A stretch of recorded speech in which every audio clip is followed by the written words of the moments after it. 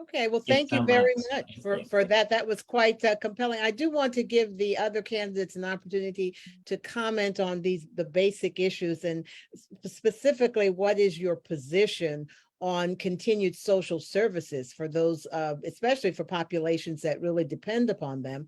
And, the issue that I think Vinny also brought up, even for Mr. Gerhardt, I mean, I know you've given a lot of thought to the freedom issue and to the getting rid of government, but, vulnerable populations that can scare them because they depend on government for their protection, especially from majorities when the majority population may turn against them. So, Erik, let me hear what you have to say on that. Well, with the social issues and stuff like that, like the people who actually need services across our country that the government provides, the welfare and the in-home care and the medical services, those people definitely need those services. The people who are not needing those services but still take from that system are hurting the people who actually need from that system. I don't know how you get corruption and everything. It seems like if you apply for something and you fit the criteria that the government sets, of which I don't know if it's race-based, color-based, or anything like that, but it seems like a lot of people get a lot of things that they want depending on race, color, and creed. Plus, there's the whole political aspect of it. They're buying votes for the more stuff they can hand out, and all the packages we've seen, the free handouts of money. People are just going to take that and take those unemployment double checks and stay home, which hurts the economy, meaning there's less money flowing through the economy because the business owners aren't making money. They're not spending as much money because they can't pay their workers because they're not showing up.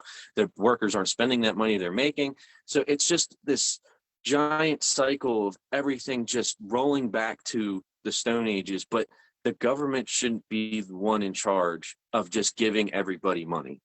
Like I said, there are people who need the assistance and they should receive it, but everybody just like a universal basic income. When we have 11 million jobs we need to fill, there's no reason for people not to take those jobs and still the government giving out free money. That only increases the inflation, hurts the economy, and hurts every small business in the entire country.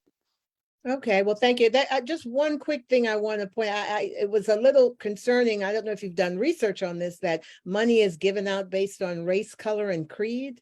Where is that information coming from?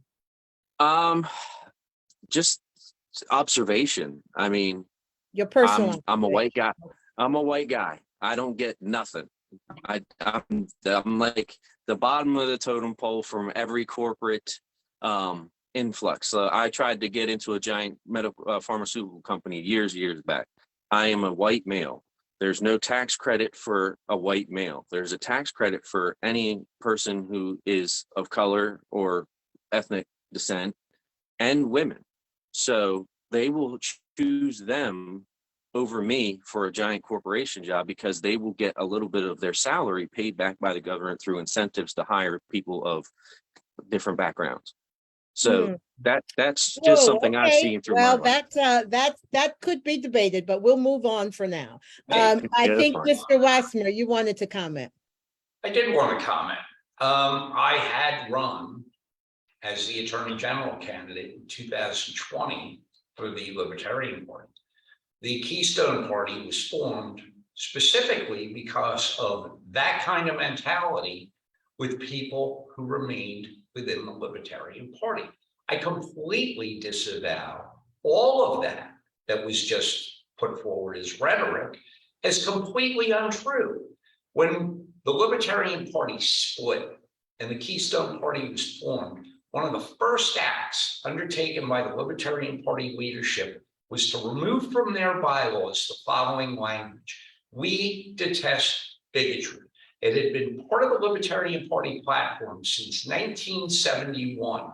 And there's a damn good reason I left that party at that point. I got tired of arguing with these people. They flocked to that party, have pushed this nonsense on us. And it's one of the reasons that I left. And I will tell you, I'm sure it's one of the reasons Joe Solosky left, and so on. It's complete and utter nonsense. I won't stand for it in a major party, and I'm actually embarrassed at this point that I ran as the Attorney General candidate for the Libertarian Party, where I was pushing criminal justice reform based upon inequities. That's what I was doing. And if you look at who got the smallest amount of votes, I was one of those people. And I'm sure it's because I was pushing that type of actions on behalf of, as an Attorney General candidate. And I literally, I can't go on about this. It's outrageous, an outrageous I comment. understand.